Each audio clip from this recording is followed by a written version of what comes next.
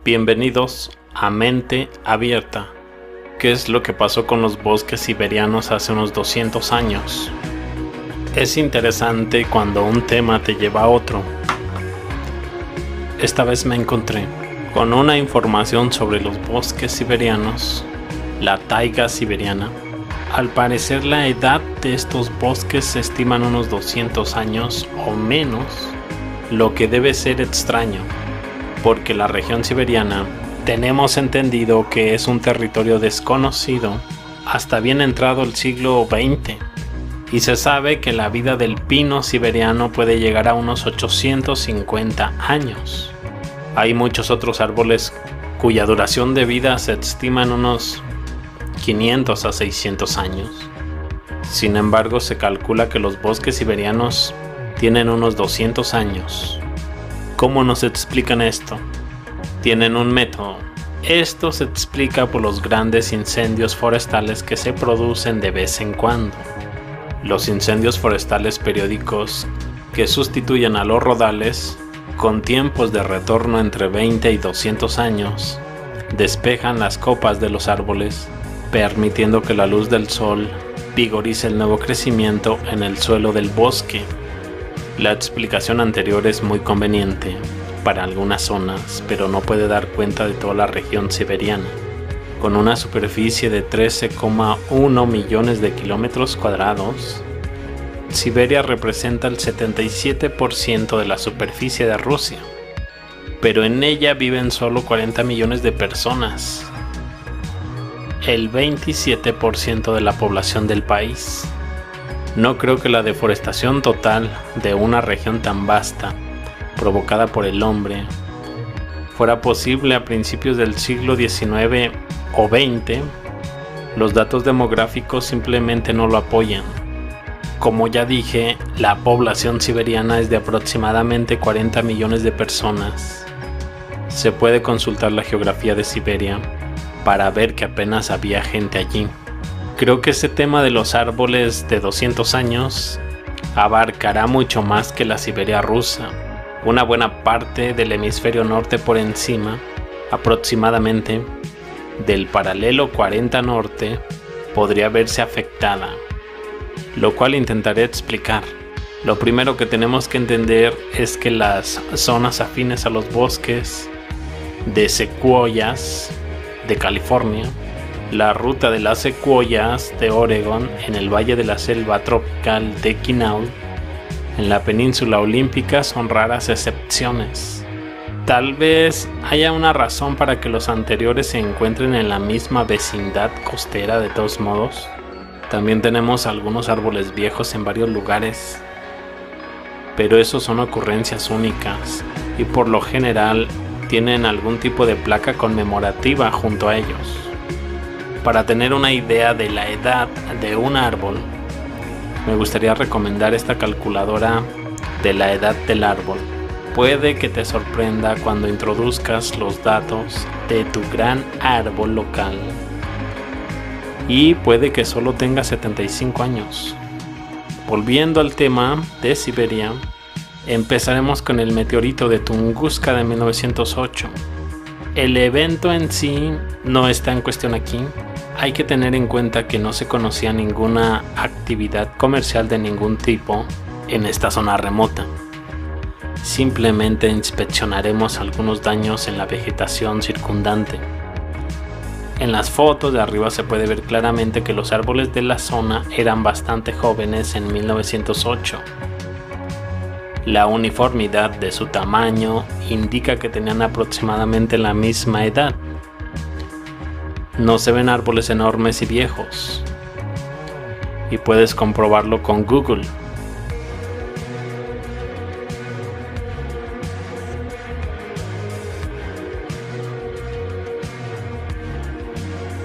Ahora vemos algunas fotos de la región de Siberia atribuidas a principios del siglo XX y a finales del XIX.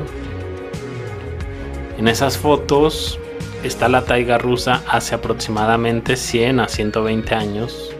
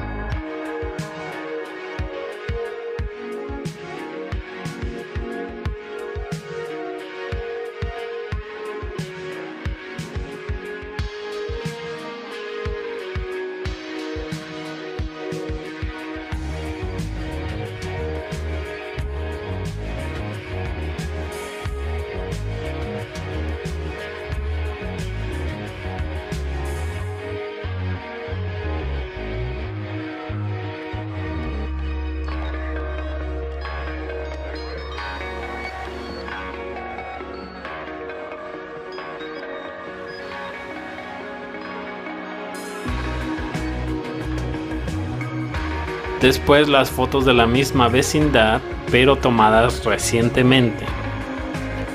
Se estima que la edad media de los bosques de Siberia es algo menos de 200 años.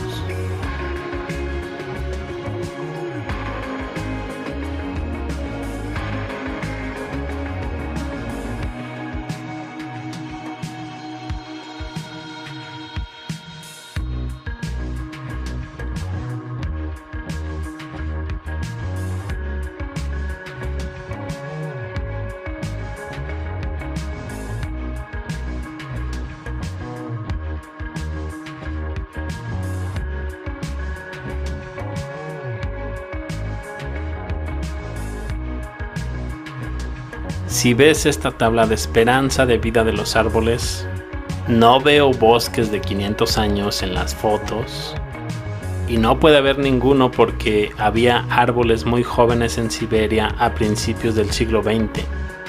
Si quieres ver cómo es un árbol de 500 años, aquí están, todos solos. Son raros y están protegidos. Aunque las explicaciones naturales como los incendios y la tala son bastante plausibles, también es ingenuo pensar que todos los bosques se reciclaron de una forma u otra. Por supuesto, a falta de una explicación mejor, tenemos que aceptar la teoría del fuego y la tala. También tenemos extraños cortafuegos. Y entonces tienes estas extrañas líneas perpendiculares de tipo cortafuegos que atraviesan diferentes trozos de naturaleza, y a esas líneas no les importa si pasan por un río o por una colina, simplemente se mantienen rectas y perpendiculares entre sí. No tengo ni idea de qué tipo de tecnología se usó para alinearlas, cómo se cortan esos a través de la selva siberiana y para qué. Como esta área tenemos toneladas. No creo que la deforestación total de una región tan vasta provocada por el hombre fuera posible en el siglo XIX o a principios del siglo XX. Los datos demográficos simplemente no lo apoyan. Además, creo que el tema de los árboles de 200 años abarcará mucho más que la Siberia rusa. En Siberia podemos mencionar el meteorito de Tunguska de 1908. El evento en sí no es la cuestión aquí. Hay que tener en cuenta que no se conocía ninguna actividad comercial de ningún otro tipo en esta zona.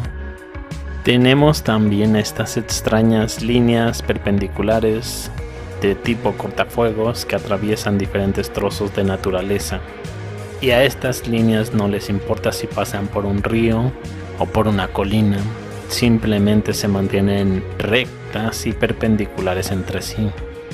No tengo ni idea qué tipo de tecnología se utilizó para alinearlas, cómo se corta eso a través de la selva siberiana y para qué. Hay un lugar en Europa donde se localizaron múltiples árboles antiguos.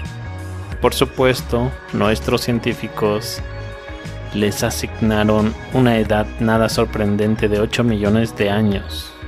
Si esta es supuestamente la edad de los tocones que puedes ver, fueron desenterrados de debajo de pies de arena y tierras en Hungría. No están fosilizados, pero se supone que tienen la edad de los dinosaurios. De este modo, los primeros pisos de los edificios que podemos encontrar en algunas fotografías también deben de tener unos 8 millones de años en la inundación de barro, lluvia de tierra y la historia de los edificios enterrados. Bromas aparte, creo que una inundación de lodo muy similar causó la muerte de estos árboles. Luego, buscando en Google algunas fotos del estado de Washington, pero adivina qué, tampoco tienen más de 200 años. Aquí hay algunas fotos antiguas de algunos lugares de Washington. Una vez más hay algunos árboles viejos, pero no hay un bosque de árboles viejos.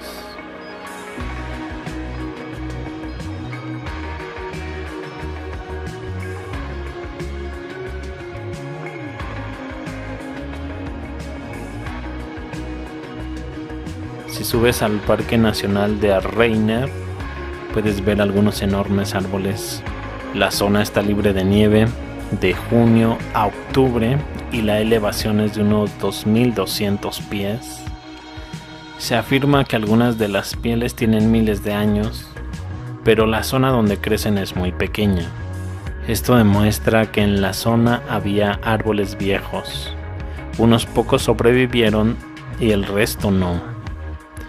La uniformidad de los otros bosques por todas partes sugiere una edad mucho más joven, teniendo en cuenta que la vida de la mayoría de los árboles de hoja perenne se acerca a los 650 a 900 años. Esto es extraño. Por supuesto, si no se tiene en cuenta otro hecho extraño: los tejemanejes de los mapas del continente norteamericano. A continuación, algunos mapas de América del Norte, tal y como la presentaron nuestros antepasados. Observa la progresión de un mapa a otro. El tiempo marca una gran diferencia. 1564, 1570,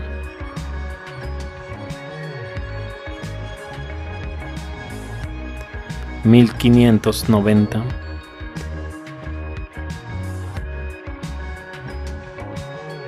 1630,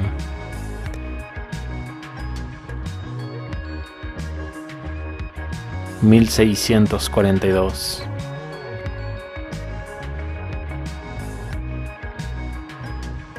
1647,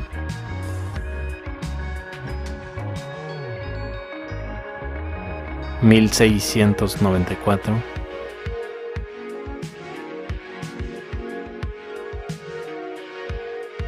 1716,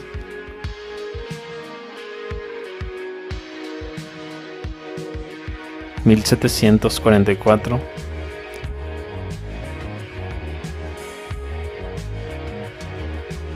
1797,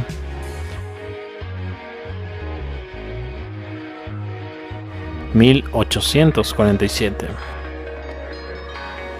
Parece que hace mucho tiempo, en el siglo XVI, se tenía una idea concreta del contorno del continente norteamericano, pero entonces ocurrió algo y la zona se convirtió en tierra incógnita.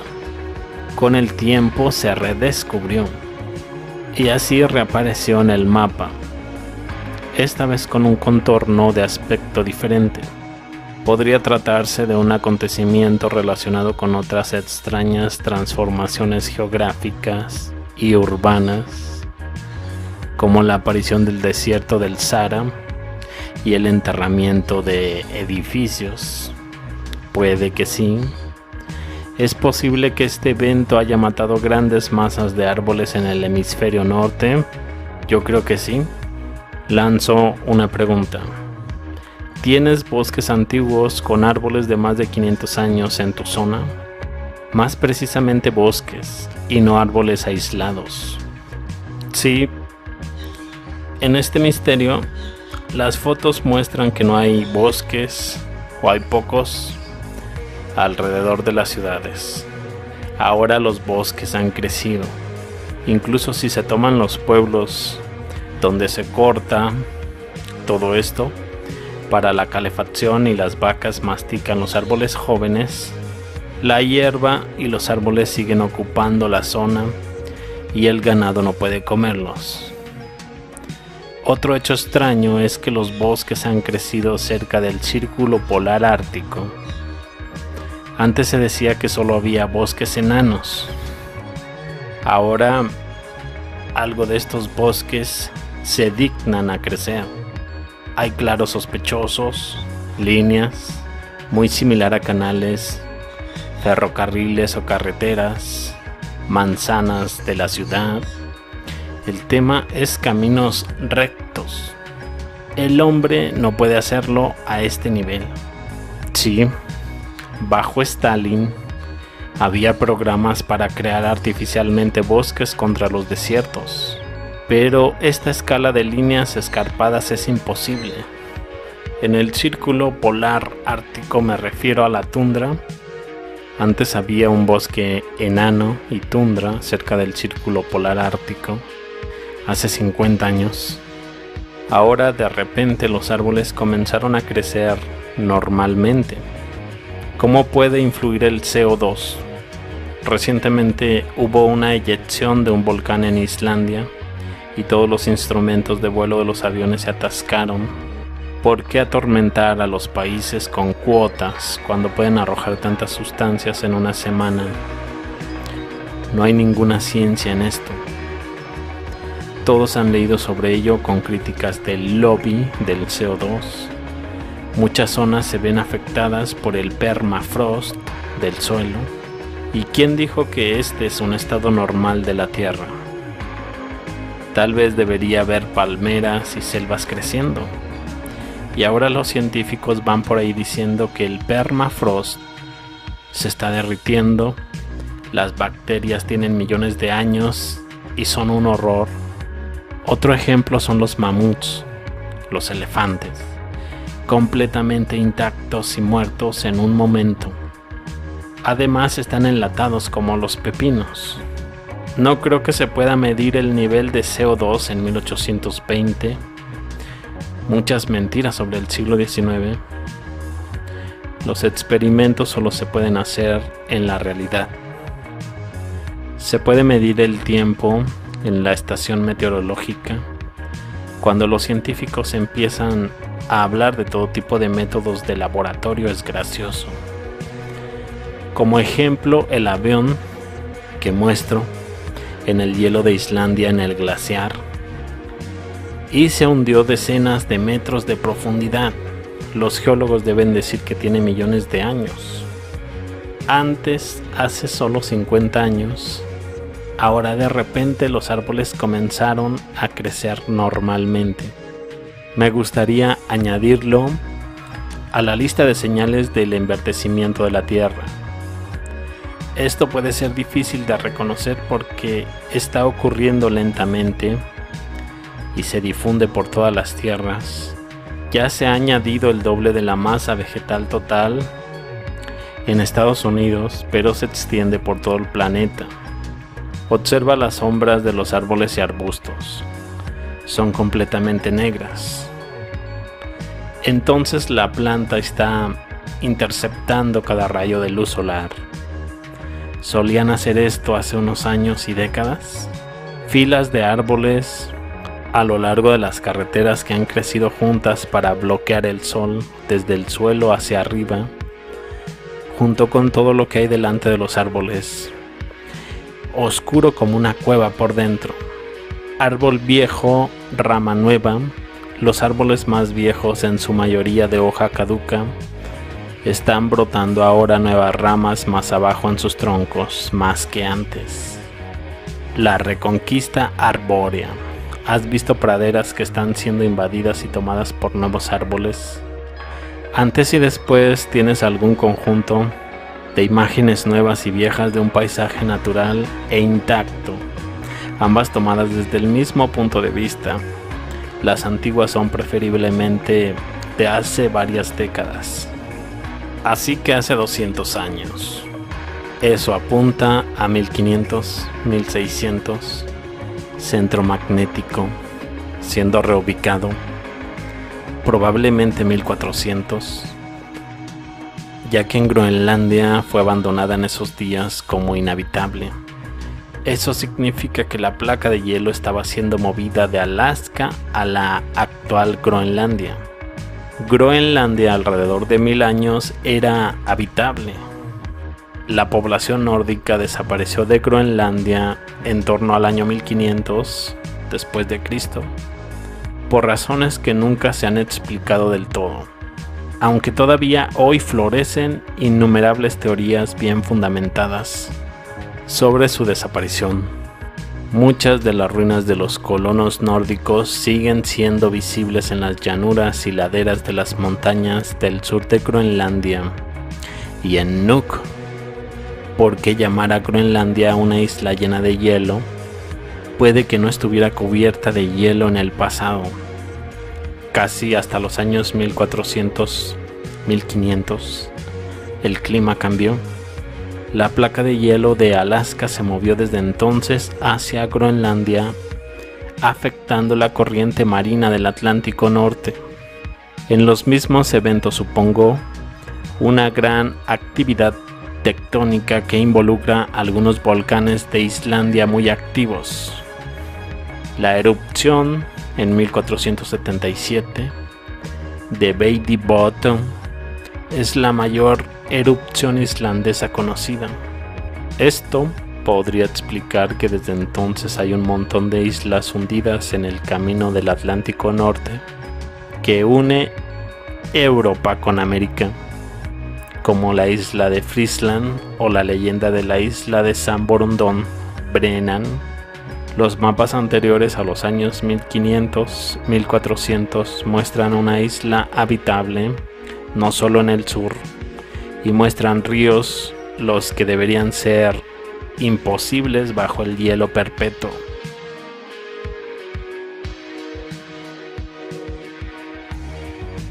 Atlantis y Groenlandia perdida e inhabitable.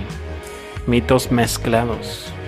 Y eso, por cierto, explica por qué la costa oeste en Estados Unidos fue colonizada tan tarde, llena de hielo hasta media California. Hay muchos mapas así. No solo eso, incluso tenemos la tradición cultural y la consideración del Polo Norte y California como lugar paradisíaco. Reggio de California, incluso en la bandera, la estrella polar del norte y el oso. Así que la placa de hielo se ha movido de Alaska a Groenlandia en tiempos muy recientes, no millones de años, como sugiere el movimiento del polo magnético norte. Es interesante la alineación de los monumentos antiguos, tomando a Anchorage como punto central. Más interesante es correlacionar Ankh y Anchorage. El símbolo de Anchorage es un ancla. California, el estado de Washington, Columbia y los territorios del norte no fueron colonizados hasta los años 1700-1800. La fiebre del oro del Yukón es muy reciente, como el hielo se estaba desapareciendo. Es extraño cómo los historiadores oficiales abusan de la llamada leyenda negra atribuida a España. ¿Por qué no se robaron ese oro los españoles antes? Las bahías del sur de Alaska no son tan frías, especialmente en primavera, verano y otoño. Hay un microclima debido a la anomalía de las aguas cálidas del Océano Pacífico. Tal vez esa anomalía se formó entonces hace algunos siglos. Esto explica la falta de un mapa detallado en el oeste de América y podría explicar la historia geológica de Montana y los cambios de los antiguos ríos del oeste de América del Norte, y por supuesto los cambios que implican la isla de California, que se transforma en una península, y los árboles más gigantes del mundo como un nuevo territorio virgen, los secuoyas una vez retirado el hielo. Esta teoría de los magnetismos del norte moviéndose y derivando el lugar del hielo tiene algunos puntos de apoyo. Chichén Itzá, las pirámides mesoamericanas son más nuevas que las egipcias. Puntos de Groenlandia, tal vez una grabación de estos magnetismos moviéndose hace 500 a 600 años, pero no millones de años. Para los recolonizadores españoles y primeros europeos, el territorio de California se llama Nueva California, América como tierra de leche y miel. Así que hemos involucrado el movimiento de la placa de hielo y una especie de desastre en las zonas boreales que quemó los árboles, y en realidad todos los árboles en las zonas boreales del norte tienen alrededor de 200 años. ¿Es el bosque canadiense antiguo? No. Lo mismo para los árboles siberianos, alrededor de 200 años. Podríamos decir que hubo un problema del año 1500. Luego, después de 200 años de tierras fangosas, los árboles volvieron a florecer. Una reubicación magnética y un cambio climático muy violento, con una especie de inundación de lodo desde las zonas del Polo Norte, devastando todo alrededor. Es bastante extraño también cómo California empieza unida al continente, luego se convierte en una isla temporalmente, para luego volverse a unir al continente americano. No se puede achacar esto a la mala información o al capricho del cartógrafo, ¿no? Creo que no damos suficiente crédito a los cartógrafos de antaño. No se puede hacer un mapa del mundo sin el nivel adecuado de la tecnología disponible. Sus mapas consisten en algo más que simples contornos. También son muy detallados en el interior. No sé cuántos topógrafos podrían haber necesitado. Ni siquiera estoy seguro de que se pueda hacer solo con la fuerza manual de los topógrafos. Y si más no recuerdo, también hay algunas fotografías que muestran el área alrededor de la Gran Muralla China completamente despejada de árboles. Las cosas definitivamente se unen cuando empiezas a prestar atención. Es extraño cómo todo está relacionado. Incluso se afirma que la muralla está orientada en sentido contrario, algo que no pude confirmar, pero hay gente que dice que está orientada al sur, en lugar del norte. Van de un lado a otro desacreditando y confirmando. ¿Alguna idea del marco temporal? 3000 millas cuadradas de tierra sumergida es mucho. Es como la mitad de Rusia, que tiene una superficie de 13,1 millones de kilómetros cuadrados. Siberia representa aproximadamente el 77% del territorio total de Rusia y casi el 10% de la superficie terrestre de la Tierra. ¿Podría el permafrost haberse derretido y haber liberado metano y una explosión resultante? Esto podría haber ocurrido en todas las zonas del norte, no solo en Siberia. ¿Podría también haber creado una inundación de lodo? Me hace pensar que esa capa de arena en el Dakota del Norte en Michigan, donde se incluyen dunas, lo pensé cuando escuché sobre el día de oscuridad ruso. También cómo se explica la congelación repentina en Siberia. En términos de datación de este evento, algo que leí acerca de los primeros pioneros a esa zona en Estados Unidos, no recuerdo la zona exacta, pero en torno a la década de los Dakota, los diarios de los primeros pioneros afirmaban que no había insectos ni pájaros y que el silencio volvía loca a la gente. Los insectos, pájaros no tardaron en llegar después de los primeros colonos. La teoría era que estuvo vacía durante miles de años y los insectos y los pájaros se fueron. Quizás fue lo contrario y la pradera era muy joven. Los mapas del siglo XVI sugieren que no había ningún tipo de permafrost, incluso la Antártida no tenía hielo, además de que América del Norte, Canadá, estaba medio desaparecida, probablemente debajo del agua. Quizás unas condiciones climáticas diferentes, un aproximado de 1200, quizás relacionado con un cataclismo, tsunami, inundando el norte. Y es por eso que no solo en Siberia, pero en Canadá tenemos muy pocos árboles por encima de 200 años de edad. Entonces estas tierras del norte fueron en algún momento inundadas catastróficamente. y como parece ser algún tipo de cambio magnético, Polo Norte, cambió el clima, ya que está claro que estas zonas tenían un clima más cálido hace algunos milenios o incluso algunos siglos. Esta situación evitó que los árboles crecieran allí, solo hasta que 200 años de recesión de hielo lo permitieron, e históricamente e incluso en la actualidad tuvo un efecto de despoblación.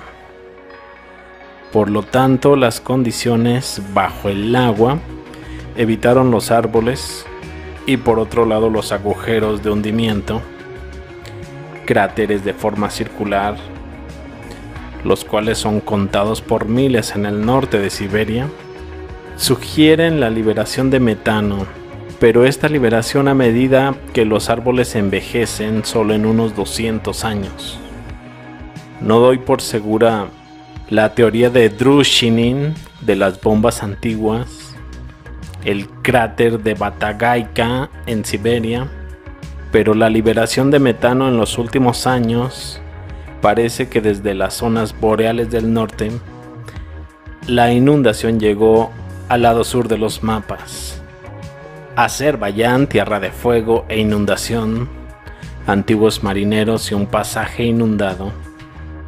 Entonces tenemos este interesante lugar alrededor del Mar Negro y el Mar Caspio, como la cuna de las antiguas culturas asiáticas del Cáucaso. ¿Te has dado cuenta de dónde vino a las reuniones preelectorales de América? Parece que el Mar Caspio, el Mar Negro, el Azov, fueron inundados desde el norte. E incluso tenemos pruebas de inundaciones de barro en los sedimentos geológicos.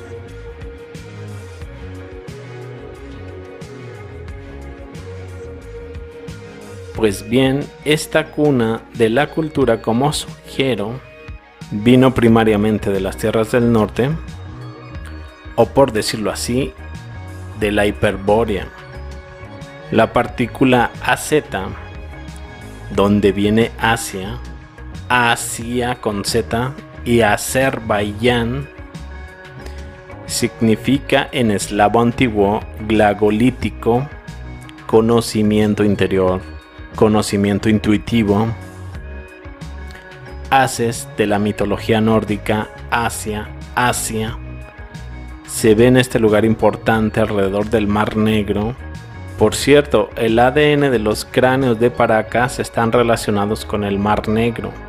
Seguro que sabes que la gente de pelo rubio o rojo habitual, RH negativo, ojos azules, etc. Este lugar llamado Khazaria, quiero referirme en relación entre Khazars y Catars, que es dueño de las tierras de los castillos.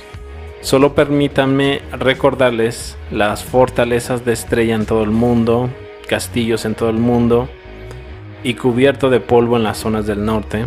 Entonces Khazars, Catars, en la cuna de Arián, Asia, de AZ, entonces tenemos Khazar, Kars en árabe, término para un castillo o fortaleza, verlo en Wikipedia, Alcázar, Alcars, César, Kaiser, son términos relacionados.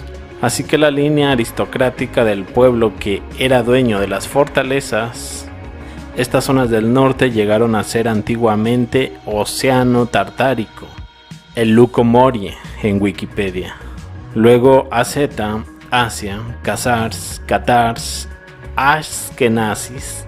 La partícula KN se relaciona con el conocimiento Noulek, Niga en ruso, Neset, Parlamento Israel o Noxos, el conocimiento de Creta, del templo. Podríamos seguir a los judíos originales, Cairates o gente del libro.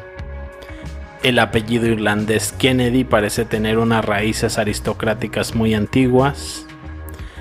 Ashkenazi, judíos orientales, o AZ, mente interior. Ken, conocimiento, de Asi, gente que guardaba el conocimiento antiguo. Y podríamos seguir a los judíos, bogomilos, templarios y el actual control financiero mundial.